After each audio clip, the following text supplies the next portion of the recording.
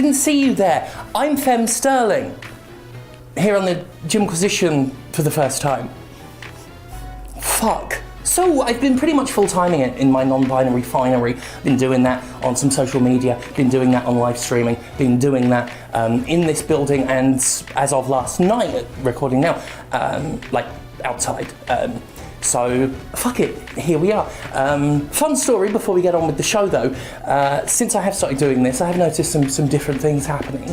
I was downstairs picking up my shopping for the very first time in you know, full James Stephanie Sterling mode. And I'm down there, I've got my shopping on the lobby table, just checking something on my phone, and a man asked if I needed help. A passerby stranger man has never asked me if I needed help, but there I am, and it was 4 bags and a baguette.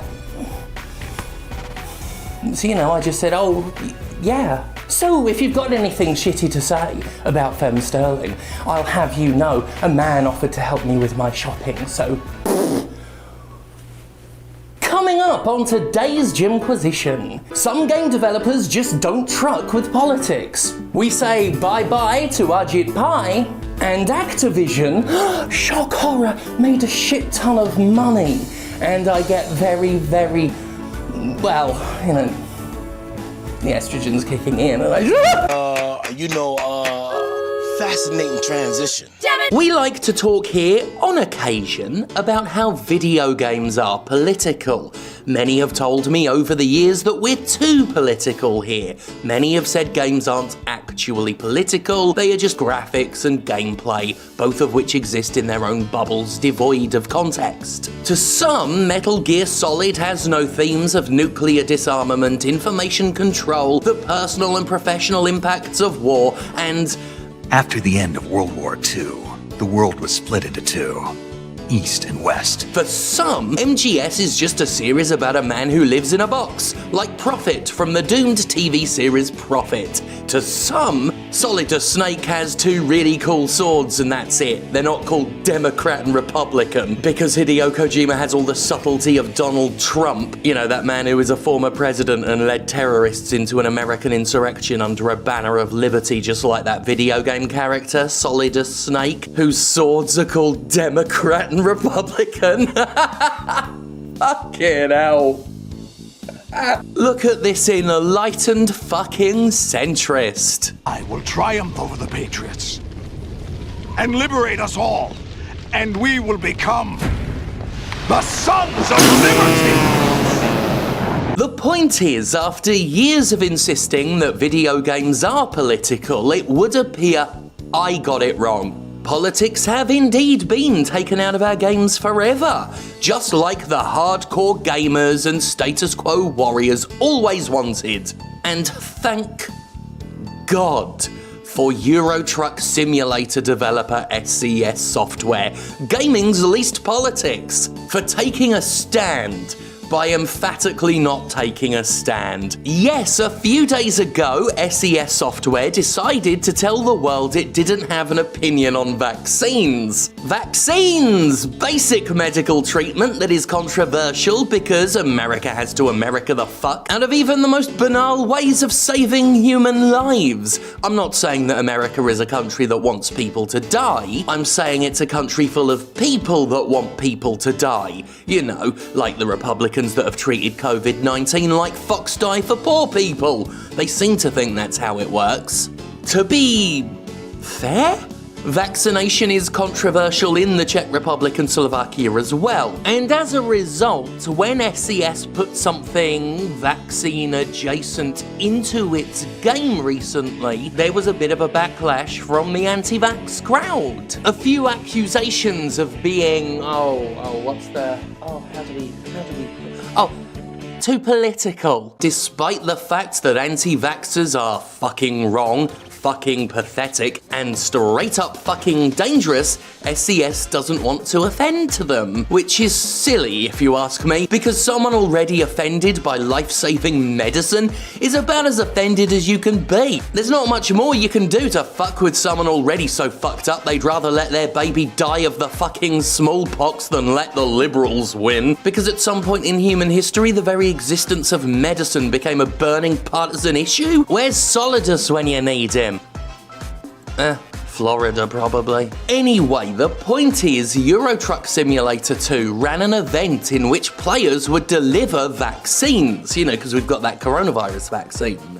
I think. I don't even know what's good or bad or real anymore. But anyway, naturally, a bunch of pricks got upset at the political message of it all, prompting this all-time piece of amazing PR. We do not take a stand, neither for or against vaccines. We just wanted to express our appreciation and support for every real truck driver out there who have been... What? Basically, in that one first sentence, SES officially made the "get politics out of my games" crowd untouchable by parody. It's done. A game company opening a statement by saying it is neither for nor against vaccines, while literally running an event in which people deliver vaccines. I mean, holy shit. This is the logical conclusion of the dense fucknuttery that suggests video games is just about shooting and gun and looking at and graphic. And honestly, I'd love to see more of this mealy-mouthed nonsense from developers. We at Naughty Dog would like to express our complete lack of opinion on the validity of abortions. All of us here at Nintendo hope you'll enjoy spending time with all your friends in Animal Crossing New Leaf on the Nintendo 3DS. And remember, none of us can say for sure if we should have been in Iraq.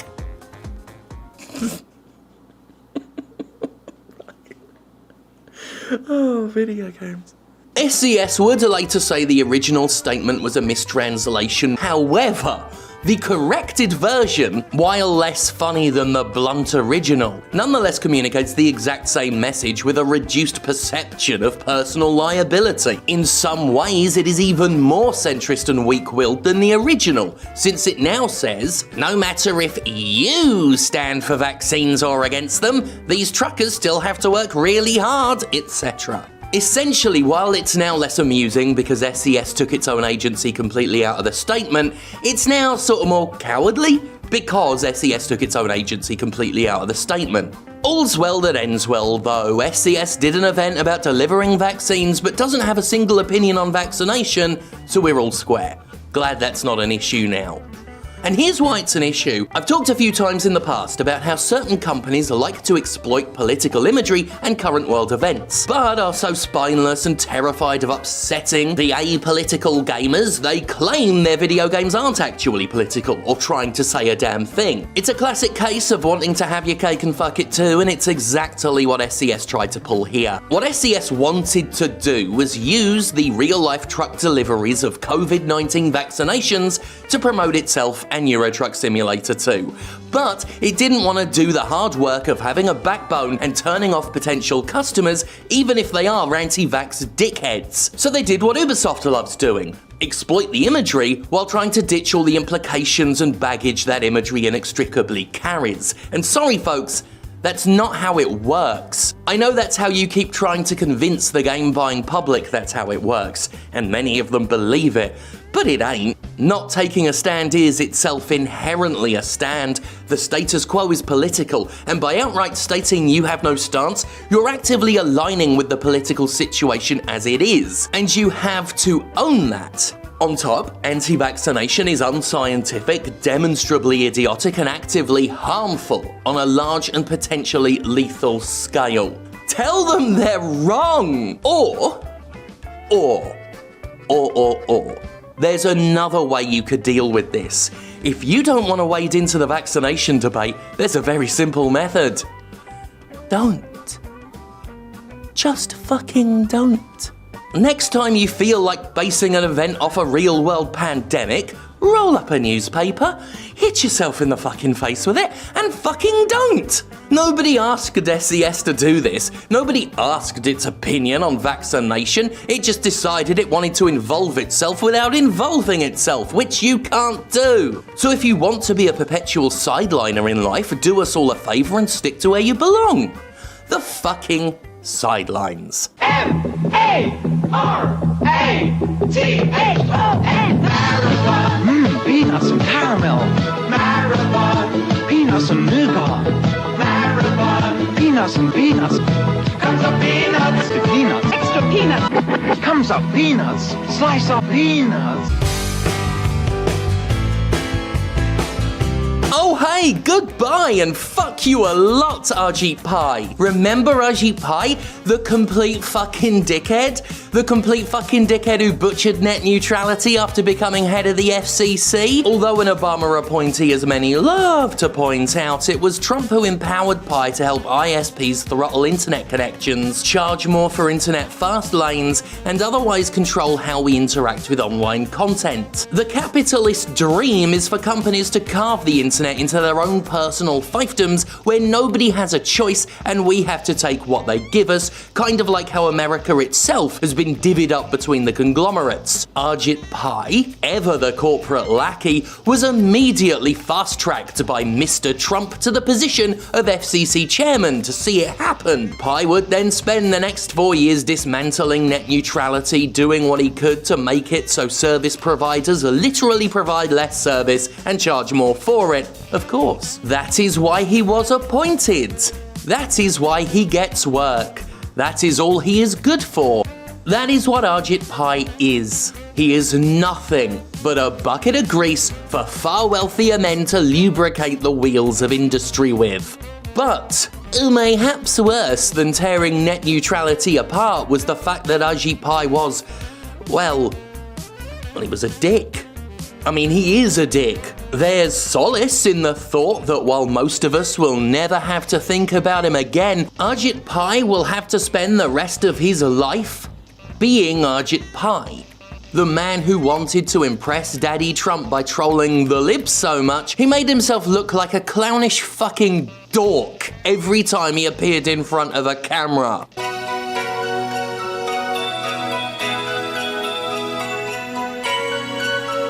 And really, that is the best way to describe the grinning little lick-spittle.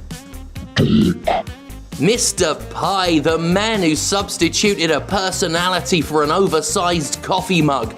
A branded oversized coffee mug. Just to let you know that he is and forever will be an eager little pupper. Eager for belly rubs from big businesses. Oh, that little sub. He was actively antagonistic in his position, emulating the callousness and cruelty that personified the Trump administration. He enjoyed making fun of you. All of you. For having your right shat on. Just like all those other fuckers did for 4 years. While telling the rest of us, you lost, get over it. Thank God they practice what they preach, huh? He revelled in championing the causes of the mega wealthy and took glee from the fact you weren't among those he served. Especially all you nerdlingers who he thinks he's better than, even though he's him. Right up to the very end, Pai was a fucking shithead, arguing in his final report that 3 mbps was fast enough for America, that a 6-year-old standard is still perfectly adequate, and that ISPs are doing a great job. This is because Ajit Pai never served a single one of you.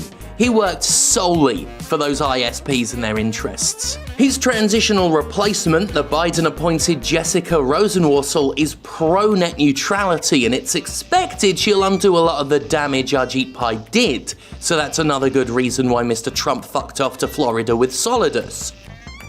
Floridus.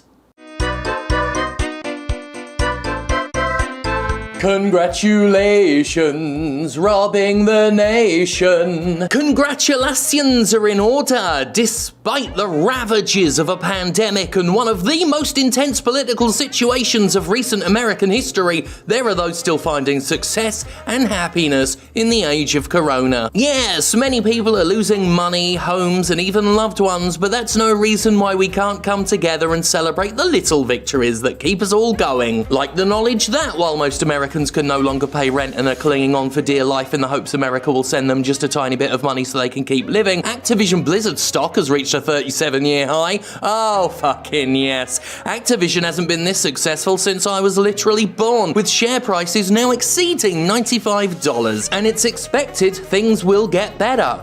A little better all the time. For them. Hell, it's already being suggested that stock price could raise to 105 soon. They also just merged with Vicarious Visions, taking on about 200 people. I hope they don't get laid off to save some millionaires and billionaires money, like hundreds of other people who have ended up at Activision. It's good to know that while you may not know how you're going to keep your house, the billionaire Bobby Kotick just got richer, and he got richer specifically because of the thing that's taken your job, locked you inside, and made your family sick. Indeedy-doo, the pandemic has been credited with Activision's boosted success since people are buying more home entertainment while quarantined up. When you add in the money Activision already makes by exploiting vulnerable people, as well as its usual sales, it's hardly surprising Activision does so well. Then it takes that money, gives almost all of it to the company's executives, while paying the rest of the staff so little they have to choose between food and rent. Because of a criminally legal tax dodging system, Activision will pay zero tax while still getting a rebate. Regular viewers will know this bit. Which means that Activision is so unethically rich, we are going to have to pay Activision on behalf of the Internal Revenue Service. Just to let the American taxpayer know that bit again, you, my friend, are going to give some of your money to Bobby Kotick the billionaire this year. That's a little slug. This is the company that raised game prices because games are so expensive to make. Do you remember when you kept telling me that? Mouthpieces and pundits who stick up for the game industry, who stick up for companies like Activision, like overpaid billionaires like Kotick, whose existence as a billionaire is inherently immoral. How many times do I have to say it? How many times do you have to see it? How much cash do you have to see flowing torrentially into that industry, into the pockets of a handful of men whose sheer wealthy existence demonstrates there's plenty of money to go around for game development, they just don't want to give up a fucking cent of it. Oh, but Jim, James, Stephanie, Sterling, Jim. That's not just video games, that's everything, surely. Yes. And it's all fucked up. Billionaires are so rich you can't fully comprehend what all their money would look like as a pile of cash. Many of them are so rich they could give everyone a $2,000 check right now and have more money than they started with by the time those checks are cashed in. Fucking hell, Jeff Bezos, who owes me £1 million, makes over $2,000 an hour. I mean, well, he did when I saw that a few months ago. He probably makes far more now, on top of the billions he already has and sits on. As the hardest working at Amazon are paid like shit and not allowed piss breaks. Serfdom never really ended, did it? While Mitch McConnell whines that not letting Americans die en masse is too much like socialism for his milky liking, we're all just allowing Bezos to get $2,000 an hour. Wait, what the fuck? Justin, what the fuck? $2,000 every second. Oh, that's way worse. That he literally doesn't need and goes to absolutely nowhere. And Bezos just got richer and richer and richer, as did Elon Musk. In fact, both these men who could literally fix all of America's financial problems on their own and still be wealthier than everyone else are now vying for the title of the world's first trillionaire, at which point we will have officially failed as a species. While 400,000 Americans are dead and millions are financially devastated, two men are fighting over who gets to be the richest ghoul in the graveyard, and they get to have that fight only because they're surrounded by the corpses of those they could have helped and explicitly chose not to. No, wait, no. Like, I don't want to, undo that line because I really liked it when I wrote it, but they're not having that fight because so many are dead. They're having that fight and so many are dead. They still could have helped them, and they still would have both been rich enough to have the who's the richest fight.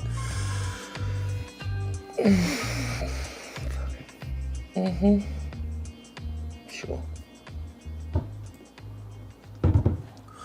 This, by the way, is why you don't see things get better. This, by the way, is a large part of the reason why COVID-19 has been as bad as it is in countries that are supposed to be leaders of the free world. Because after capitalism just comes more capitalism. Disaster capitalism. Vulture capitalism. No matter how bad things get, someone will always be incentivized financially to make it worse. And those fucking monsters are always so rich they don't need the money they'd get from it. And you can't reason with that. It's such an illogical desire from a brain so addled by wealth and greed. They call us the consumers, but it is them who mindlessly, instinctively gobble up the cash. You can no more compromise with Cthulhu than a compulsive capitalist. Whether they're the predators who smack their lips at the vulnerability of a post-Brexit Britain, the pharmaceutical companies pricing medication at a rate that could only be called murderous, or indeed the handful of people who utilised coronavirus to further enrich themselves at the expense of the sick and dying and poor and terrified, there will always be capitalism in disaster and always disaster in capitalism. They tell me not to get too political. They tell me video games have nothing to do with it. I tell you this, Bobby Kotick is a fucking skeleton warriors! Skeleton warriors! Skeleton warriors! Well, there we are. That is the Jimquisition. I wasn't meant to do this yet.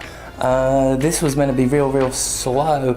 In fact, I was supposed to sort of explore these things in wrestling first, but it's a snowball effect, and this really was the last place to do this. It's the biggest platform.